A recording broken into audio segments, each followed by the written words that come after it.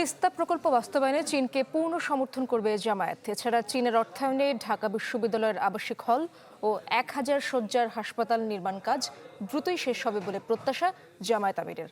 আর চীনের রাষ্ট্রদূত বললেন, ঢাকা বেজিং সম্পর্ক আত্মার।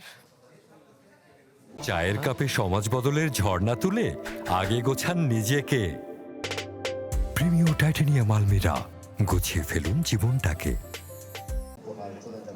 রাজধানীর মিরপুরে দরিদ্র পরিবারের মাঝে চীনের উপহার ফুড প্যাকেট বিতরণ করেন দেশটির রাষ্ট্রদূত এবং জামাত আমির ডাক্তার শফিকুর রহমান। অনুষ্ঠানে ইয়াও ওয়েন বলেন, দুদেশের সম্পর্কের বন্ধনে আরও এগিয়ে যাবে আগামীর বাংলাদেশ। তার প্রত্যাশা, তিস্তা চুক্তিসহ বেশ কিছু প্রকল্প এগিয়ে নিতে ভূমিকা রাখবে জামাত।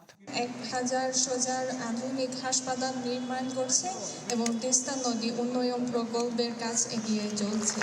আশা করি ভবিষ্যতে জামায়াত ইসলামী এবং ডক্টর শফিকুর এই প্রকল্প সমর্থন করবে এবং সহযোগিতা আমরা একসাথে চালিয়ে যাব।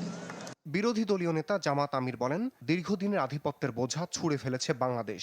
চীনকে অন্যতম উন্নয়ন সহযোগী উল্লেখ করে তার প্রত্যাশা, নিরাপত্তা ও উন্নয়নে একসাথে কাজ করবে দুই দেশ। চীন বাংলাদেশ মৈত্রী সম্মেলন কেন, ওরাটাই চীনের উপহার। কিন্তু বিগত ফ্যাসিস্ট আমলে তারা এই হলটার নাম পাল্টিয়ে তাদের বাপের নাম এখানে লিখে দিয়েছিল। অতীতের চাইতে আগামী দিনগুলোতে আমাদের প্রিয় বন্ধু রাষ্ট্র চীন আরো বেশি উদ্যোগী হয়ে বাংলাদেশের মানুষের কল্যাণে তারা কাজ করবে।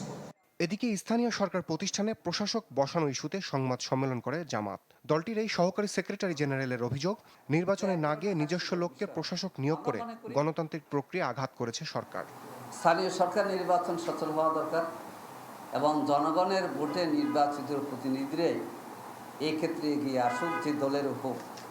এই ক্ষেত্রে সরকার নিজেদের দলের সুবিধা নেওয়ার জন্যে নিজেদের দলের লোকদেরকে আগে থেকেই পরিচিত করে এবং মাঠে ভিন্ন একটা অবস্থা তৈরি করার জন্যে এই জাতীয় কাজটা করেছে, যেটা একটা গহিত কাজ হয়েছে।